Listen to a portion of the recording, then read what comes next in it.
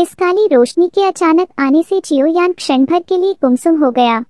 काली रोशनी के भीतर निहित भयावह ऊर्जा को महसूस करते ही उसके सिर की त्वचा अनायास ही थोड़ी सुन्न हो गई।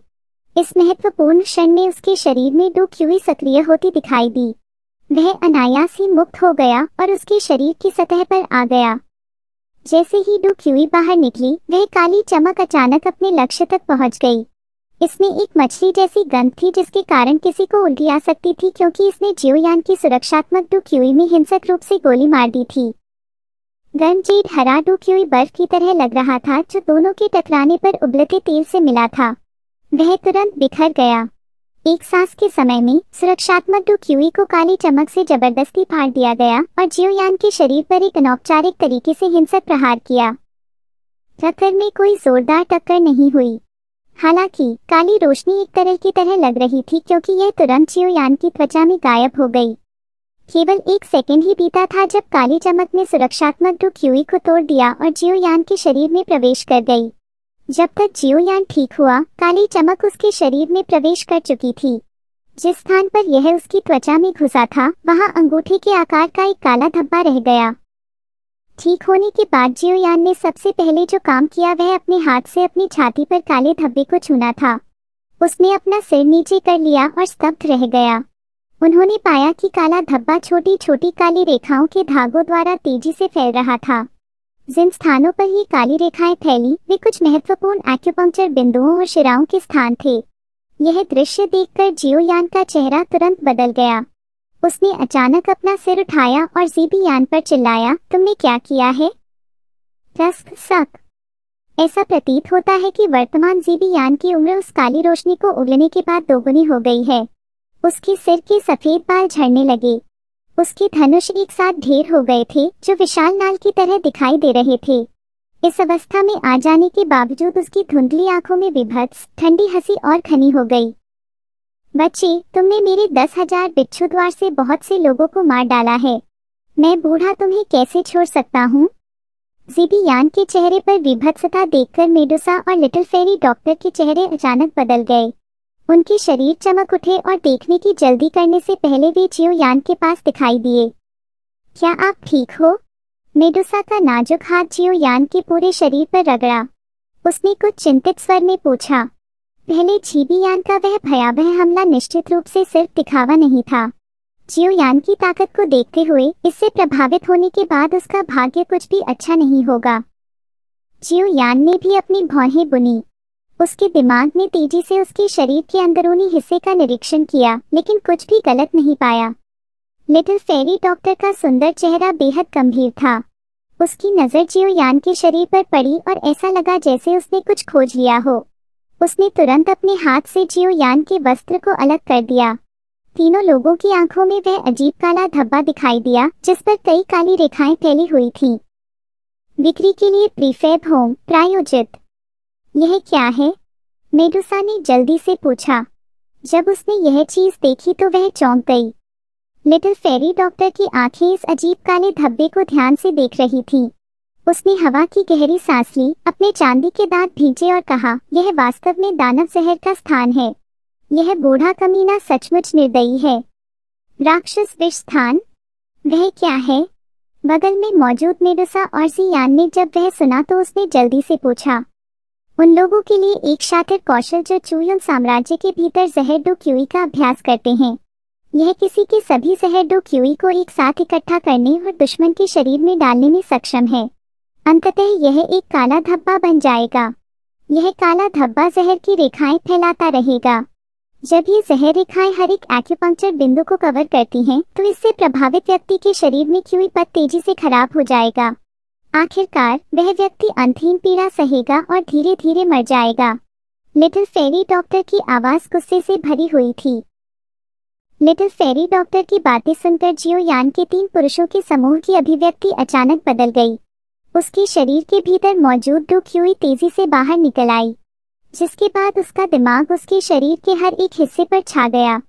हालांकि वह अभी भी यह पता लगाने में असमर्थ था कि वह काला धब्बा कहाँ स्थित था। इसे कैसे हल किया जा सकता है? मेडुसा का चेहरा इतना उदास था कि यह डरावना था। इस क्षण उसके आसपास का स्थान तीव्रता से उतार चढ़ाव करने लगा। जाहिर है उसका दिल बेहद अस्थिर था। अगर यह एक साधारण डुवांग या यहाँ तक कि एक डुहुआंग होता जिसने इस डेमन पॉइजन स्पॉट का इस्तेमाल किया होता तो मैं इसे पूर्ववत करने में सक्षम होता। हालांकि इस बार वह पुराना स्टॉक जीबी यानी कुलीन डुजोंग है। इसे पूर्ववत करना मेरे लिए भी बेहद परेशानी भरा है। लिटिल फेरी डॉक्टर शर्मिंदा होकर बोलने से पहले एक पल के लिए झिझके। लिटिल फेरी डॉक्टर की आवाज सुनते ही मेडुसा के शरीर से हत्या का इरादा आसमान की ओर बढ़ गया। ये हत्या का इरादा बेहद घना था, यहाँ तक कि लिटिल फेरी डॉक्टर की मानसिक दृढ़ता के साथ उसका चेहरा भी अनैच्छिक रूप से बदल गया। ओल्ड स्टॉक, मारक सौंप दो। मेडुसा के चिकने बाल हवा की अनुपस्थिति के बावजूद हिलते रहे। उसके शरीर में चमक आ गई और वह दुष्ट चेहरे वाले जीबी यान के बगल में दिखाई दी। उसके नाजुक हाथ ने उसके गले को ऐसे पकड़ा जैसे एक गहरी ठंडी आवाज निकली जो नरक की गहराइयों से आती हुई प्रतीत हो रही थी। ही बूढ़ा, मैं डेमन पॉइजन स्पॉट का उपयोग करने के बाद लंबे समय तक जीवित नहीं रह पाऊंगा। मैं अब अकेला नहीं रहूंगा क्योंकि यह लड़का मेरे साथ आएगा। जीबी यान ने मेडुसा की आंखों को देखा जो हत्या के इरादे से भरी हुई थी। वह सूखकर हंसा। मेडुसा का चेहरा बर्फ जैसा ठंडा था। उसके नाजुक हाथ ने जीबी यान के कंधे को पकड़ लिया और अचानक खींच लिया। ताजा खून हर जगह उड़ गया। बाद वाले का हाथ ही खींच लिया गया। क्या आप बोलने जा रही हैं? यदि आपके हाथ चले गए तो आपके पैर अभी भी हैं। यदि आपके पैर खत्म हो जाएं, तो भी मैं आपका पेट काटने में आपकी मदद कर सकता हूँ। हाथ टूटने के बाद भी मेडुसा की आवाज अभी भी बर्फ जैसी ठंडी और भावनाओं से रहित थी।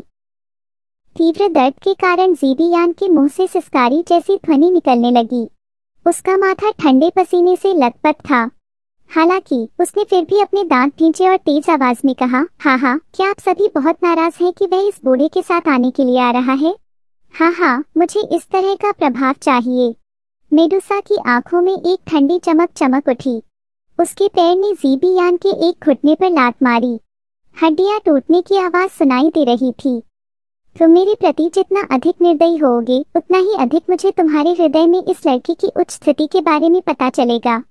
हाँ, इस तरह तो तुम और भी दुखी हो जाओगे। मेडुसा के चेहरे पर हत्या का इरादा पहले ही क्रूर हो चुका था। उसने अपना पैर घुमाया और जीबू यान का दूसरा घुटना टूट गया। उसके दोनों पैर अजीब कोण पर मुड़े हुए थे। उनका पूरा शरीर अब इंसानों जैसा नहीं रहा। मेडुसा की इस क्रूर यातना के तहत जीबी यान के मुंह से सांसें लगातार कमजोर होती गईं। हालांकि उनके चेहरे पर मुस्कान और अधिक घनी हो गई। जब मेडुसा ने उसके चेहरे पर मुस्कान देखी तो उसके दिल में हत्या का इरादा एक बार फिर बढ़ गया। उसकी आवाज भयावह थी और उसने बेरुखी से कहा, तुम्हारे मरने के बाद मैं 10,000 स्कॉर्पियन गेट से हर किसी को मौत में तुम्हारे साथ जाने दूंगी। मैं निश्चित रूप से आपके 10,000 बिच्छू द्वार में से एक भी कुत्ते को नहीं जाने दूंगा। मेडुसा के ये शब्द जो गहन हत्या के इरादे से भरे हुए थे, अंततः जीबी यान के चेहरे पर मुस्कान को कठोर कर दिया। एक क्षण बाद उसने धीरे से अपनी आंखें बंद कर लीं। आप जो चाहते हैं वो कर सकते हैं।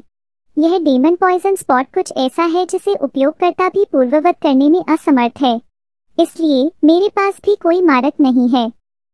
मेडुसा के दिल के भीतर का थोड़ा सा धैर्य आखिरकार सभी दिशाओं से आए हत्या के इरादे से ढक गया। उसकी आंखों में एक भयंकर चमक उठी। उसका नाजुक हाथ बिल्कुल एक ब्लेड की तरह था जो जीबी यान की छाती में घुसा हुआ था। उसने अचानक अपना नाजुक हाथ भींच लिया और उसका दिल तुरंत फट गया। जीबी यान के चेहरे की बची हुई जीवन शक्ति धीरे धीरे खत्म हो गई जब उसका दिल फट गया। एक क्षण बाद वह बर्फ जैसी ठंडी लाश में बदल गया। मेडुसा ने धीरे से अपना हाथ हटा लिया और जीबी यान की लाश को बेतरतीब ढंग से एक तरफ फेंक दिया। उसके पीछे लंबे बाल नाच रहे थे जबकि उसके हाथ से ताजा खून टपक रहा था। उसकी आकृति ऐसी लग रही थी जैसे अभी अभी नरक से निकली हो। जीबी यान को मारने के बाद मेडुसा के शरीर से फैली हत्या की मंशा कम होने के बजाय बढ़ गई। उसकी लंबी सुंदर आंखें धीरे धीरे नीचे 10,000 बिच्छू गेट के प्रवेश द्वार पर फिसल गईं। हत्या का इरादा आसमान की ओर बढ़ गया जिससे 10,000 स्कॉर्पियन गेट से हर किसी को ऐसा महसूस हुआ मानो वे बर्फ के घर में हो। जैसे ही मेडुसा, जिसकी चमकदार लाल आंखें थी, नरसंहार शुरू करने की तैयारी कर रहा था, एक असहाय चीख सुनाई दे रही थी, कैलिन, वापस आओ। इस परिचित रोने को सुनकर मेडुसा का प्यारा शरीर कांप उठा। तभी उसकी आंखों की चमकीली लाली कुछ कमजोर हुई। वह एक पल के लिए संघर्ष करती रही और अंत में मुड़कर आकाश में उस स्थान पर पहुंच गई जहां जियोयान स्थित था। जब जियोयान ने मेडुसा को अपने सामने अपने दांत भींचते हुए देखा तो उसने एक कड़वी मुस्कान छोड़ी और आह भरी। उसने अपनी स्टोरेज रिंग से एक कपड़ा निकाला और उसके नाजुक हाथ पर लगा ताजा खून पोंछ दिया। चलो, मैं तुम्हें जियामा साम्राज्य में वापस ले आऊंगा। यदि गोहे आपको जहर निकालने में मदद करने में असमर्थ है तो मैं आपकी मदद के लिए किसी को ढूंढने के लिए आपको महाद्वीप में लाऊंगा। जैसे ही उसने अचानक घोषणा की, मेडुसा ने जियोयान का हाथ पकड़ लिया। जियोयान चौंक गया। उसने उस रहस्यमय जानवर की त्वचा से बने उसके कुछ सामान्य रूप को देखा। उसका दिल छू गया। वह वास्तव में सिर्फ उसके लिए इस हद तक चीजें करने में सक्षम थी।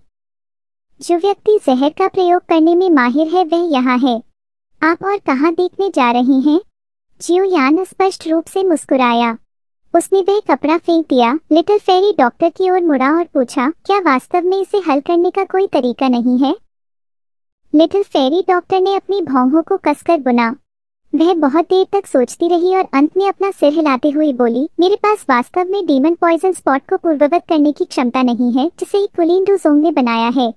यदि आप एक ऐसे विशेषज्ञ को ढूंढने में सक्षम हैं जो एक श्रेणी उच्चतर है तो वह व्यक्ति इसे पूर्ववत करने में सक्षम हो सकता है। एक व्यक्ति उस व्यक्ति से एक वर्ग ऊंचा है जिसने इसका उपयोग किया है। क्या इसका मतलब यह नहीं है कि इसके लिए एक महान कुलीन डुज़ोंग की आवश्यकता है? जियोयान ने उसका जवाब सुनने के बाद भौहें चढ़ा दी और सवाल किया। जैसे ही लिटिल फेरी डॉक्टर ने सिर हिलाया, उसके मुंह के कोने में कुछ कड़वाहट आ गई। उसने कसकर भौहें सिकोड़ रही जियोयान की ओर देखा और धीरे से बोलने से पहले एक पल के लिए झिझकी। यह डीमन पॉइजन स्पॉट बेहद जहरीला हो सकता है, लेकिन यह फायदे से रहित नहीं है। इसमें ज़ीबियान की सभी डू क्यूई शामिल हैं। यदि आप इसे सहने और हल करने में सक्षम हैं, तो डू क्यूई की भारी मात्रा आपको विरासत में मिलेगी। बेशक, यह इस शर्त पर है कि आप इसे पूर्ववत करने में सक्षम हैं।